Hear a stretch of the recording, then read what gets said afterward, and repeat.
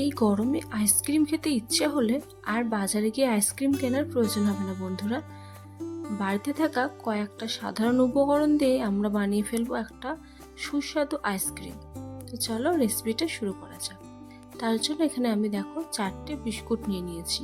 তোমরা চাইলে এখানে তোমাদের পছন্দ মতো যে কোনো বিস্কুট নিয়ে নিতে পারো, কিন্তু হ্যাঁ দেখবে বিস্কুটটা যেন মিষ্টি হয়। এবার আমি একটা মিক্সার জারে বিস্কুটগুলোকে ছোট ছোট টুকরো করে দেবো। এবার ওগুলোকে খুব ভালো করে গুঁড়ো করে নিয়ে ফিরে আসছি বন্ধুরা। তো দেখো বন্ধুরা, আমি বিস্কুটগুলোকে গুঁড়ো করে নিয়েছি। ভিডিওতে তোমরা দেখতেই পাচ্ছ বিস্কুটের গুঁড়োগুলো দেখতে একদম কত সুন্দর ফাইন হয়েছে। তোমরাও এভাবে গুঁড়ো করে নেবে। তোমরা চাইলে শিলপাটাতেও বেটে নিতে পারো। এখানে দেখো আমি 250 ml দুধ নিয়েছি। দুধটাকে আমি আগেই ভালো করে ফুটিয়ে একটু ঘন করে নিয়েছি। তোমরা দেখতেই পাচ্ছ উপরে দুধের মালাইগুলো ভাসছে। দুধ ফুটিয়ে ঘন করে নিলে আইসক্রিমের স্বাদটা কিন্তু আরো ভালো হয় বন্ধুরা। তাই চেষ্টা করবে তোমরাও এটা ভালো করে ফুটিয়ে ঘন করে নেবে।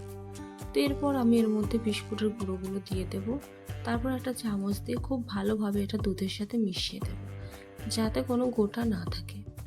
তো চলো ভালো করে মেশানোর পর আমরা চলে যাব গ্যাস ওভেনের কাছে। তো দেখো বন্ধুরা, এবার আমরা গ্যাস ওভেনের কাছে চলে এসেছি। এবার গ্যাসটা আমি জ্বালিয়ে নিয়েছি। গ্যাসের উপর আমি দিয়ে দেব সেই দুধটা। এবার আমি এর মধ্যে দিয়ে দেব 4 চামচ চিনি। তোমরা তোমাদের প্রয়োজন অনুযায়ী চিনিটা কম বা বেশি করতে পারো। এবার অনবরত নেড়ে চেড়ে আমি এটাকে ভালোভাবে ফুটিয়ে নেব। কিছুক্ষণ পর দেখা যাবে যে দুধটা ঘন হয়ে এসেছে। তো দেখো বন্ধুরা, আমি এটাকে ফুটিয়ে ফুটিয়ে কেমন ঘন করে নিচ্ছি। তোমরাও এভাবে ঘন করে নেবে।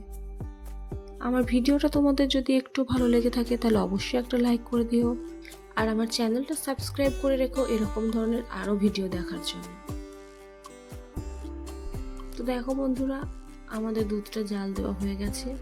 আমি এটাকে নামিয়ে ঠান্ডা করে নিয়েছি। দেখতে পাচ্ছ দুধটা আগের তুলনায় বেশ অনেকটুকুই ঘন হয়ে এসেছে। দুধটা ঠান্ডা হয়ে যাওয়ার পর এর মধ্যে আমরা দিয়ে দেবো ভ্যানিলা এসেন্স। 1/2 চামচ মতন ভ্যানিলা এসেন্স আমরা এর মধ্যে দিয়ে ভালোভাবে মিশিয়ে নেব। যে কোনো মুদির দোকানে গিয়ে তোমরা কিন্তু ভ্যানিলা এসেন্স পেয়ে যেতে পারো বন্ধুরা। এবার আমি একটা আইসক্রিমের মোল্ডের মধ্যে দুধের এই মিশ্রণটা ঢেলে দেব। তোমাদের কাছে যদি আইসক্রিমের মোল্ড না থাকে তাহলে তোমরা ছোট ছোট কফি কাপগুলো ব্যবহার করতে পারো বন্ধুরা। তো দেখো আমি এবার সবগুলোতে এভাবে ঢেলে নেব। এরপর আমি এতে দিয়ে দেবো কাঠি। একটা একটা করে আমি কাঠি গুঁজে দেবো এর ভিতরে। এরপর আমি চলে এসেছি ফ্রিজের কাছে। তো চলো এটা ডিপ ফ্রিজে আমি ভরে দেবো, যেখানে বরফ তৈরি হয় বন্ধুরা সেখানে। তারপর দরজাটা বন্ধ করে দেবো। তো দেখো এখানে ফ্রিজের যে কুলিং কন্ট্রোল বাটন আমি হাইতে রেখে দেব, যাতে আইসক্রিমটা খুব তাড়াতাড়ি জমে। তো দেখো বন্ধুরা, আমি ফিরে আসছি পরের দিন। এই আইসক্রিমটা আমি আগের দিন দুপুরবেলায় করতে দিয়েছিলাম বন্ধুরা। এটা সারা রাত ছিল, পরের দিন আমি আবার দুপুরবেলায় বার করছি।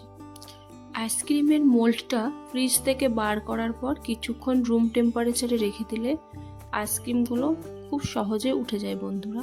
আমি এটা বার করে কিছুক্ষণ রেখে দিয়েছিলাম। তারপর দেখো আলতোভাবে টানতে এটা গোটা উঠে পড়েছে। তো দেখো বন্ধুরা, একদম আমাদের যে আইসক্রিমটা সেই দোকানের আইসক্রিমের মতো হয়েছে না? তো দেখো কত সহজে আমার আইসক্রিমগুলো উঠে পড়ছে। তোমরা রেসিপিটা বাড়িতে অবশ্যই ট্রাই করো বন্ধুরা, আর আমাকে কমেন্টে জানিও তোমাদের আইসক্রিম বানানোটা কেমন হয়েছিল। বাই।